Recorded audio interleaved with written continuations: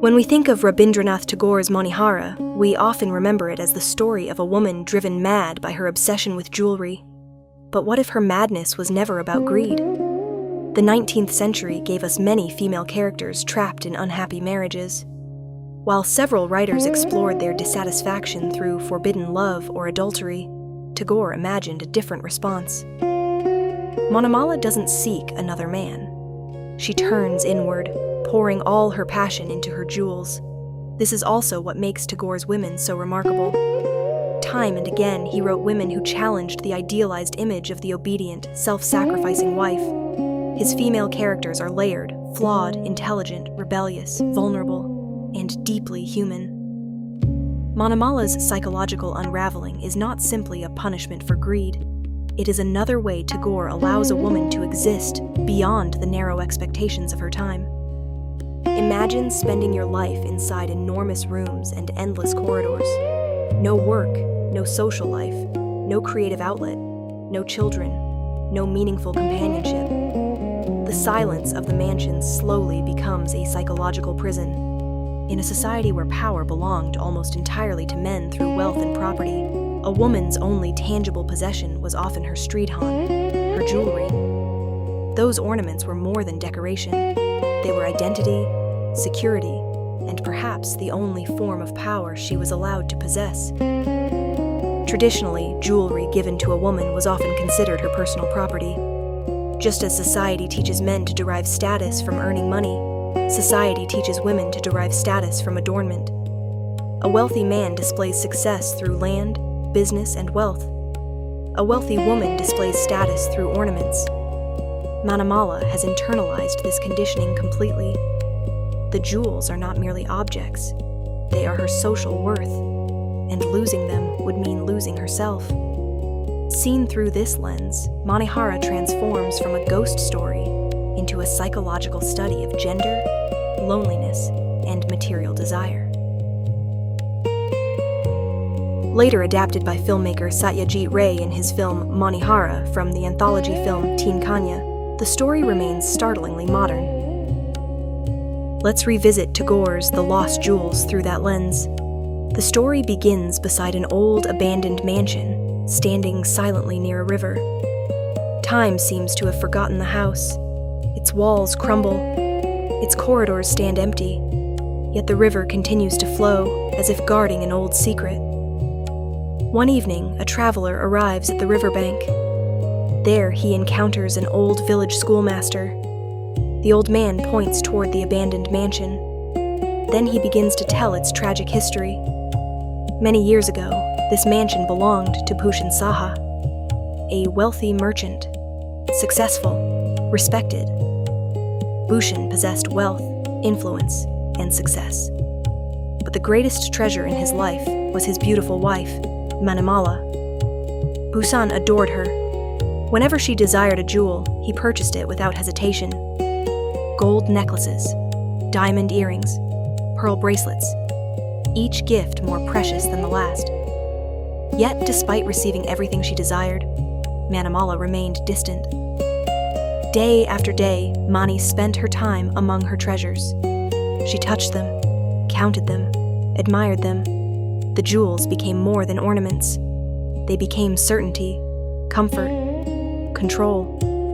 In a world where little truly belonged to her, the ornaments became her private kingdom. Then disaster struck. Bhushan's business suffered heavy losses. Creditors demanded payment. His reputation was at stake. Desperate to save his business, Bhushan needed money. Quickly. Reluctantly, he approached his wife. He wanted to request some of her jewelry as collateral, only temporarily, only until the crisis had passed. But to Mani, the request felt catastrophic. Fear slowly replaced trust. After their final conversation, Bhushan leaves for Calcutta, hoping to rebuild his failing business. He never forces Manimala to surrender her jewels, but the request itself changes something between them. Once he is gone, the mansion no longer feels like a home. Every shadow begins to feel like a threat. Every creaking door sounds like someone coming to claim the only things she truly believes belong to her. Desperate to protect what she considers her own, Manimala secretly asks a trusted relative to help her leave the estate. He agrees without hesitation. His words are comforting, but there is something in his eyes that refuses to inspire trust. On a moonless night, when the household has fallen asleep, a solitary figure emerges from the mansion. Wrapped from head to toe in a dark shawl, she moves cautiously through the silence toward the waiting river. Her companion glances around impatiently. "Where is the jewelry?" he asks. "Didn't you bring the chest?" Manimala smiles. Slowly, she lets the shawl slip from her shoulders. The darkness gives way to gold. Every necklace, every bracelet, every ring, every ornament she owns rests upon her body. She has transformed herself into her own treasure chest. Perhaps she knows that a locked box can be stolen, hidden away in a carriage, snatched on a lonely road. But the treasure she wears becomes part of her. In her mind, no one can separate a woman from what she carries on her own body. Without another word, they step into the waiting boat. The river receives them. By morning, the boat is seen again, empty. No trace of Manimala. No trace of the man who promised to protect her. The village begins to tell its own versions of the story. Some whisper that greed finally consumed her. Others believe she was betrayed by the very man she trusted. And some insist that somewhere between the mansion and the river, Manimala disappeared with every jewel she had spent a lifetime protecting. Days later, Busan returned home. The house was empty. The jewels were gone, and so was Mani. Busan searched desperately, but neither Mani nor Modu could be found. Years passed. The mansion slowly decayed. Memory became his only companion. One stormy night, he lay awake listening to the rain. Then he heard something. A faint metallic sound. Clink, clink, clink. The unmistakable sound of jewelry moving through the house. The sound grew closer and closer until it stopped outside his room. Then he saw her, or perhaps imagined her. A skeletal figure covered in jewels. The apparition silently raised a hand for the last jewel in the mansion. She came for the last jewel her husband Bushin had brought for her. She invited him to follow. Spellbound, Busan obeyed. Together they moved toward the river. The figure stepped into the fog. Busan followed and vanished forever. The next morning, only the river remained, silent, unchanging. The schoolmaster finished his story. Was it truly a ghost? Or the final madness of a broken man? No one knows, and perhaps no one ever will. As the schoolmaster finishes narrating the haunting tale of Manimala, he believes he has told nothing more than an old village legend.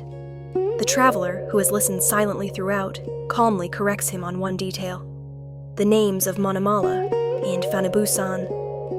Startled, the schoolmaster asks, "How do you know that?" The traveler offers no explanation. He simply smiles and walks away, leaving the schoolmaster and us with an unsettling question. Was he merely someone who knew the real story? Or was he somehow connected to it?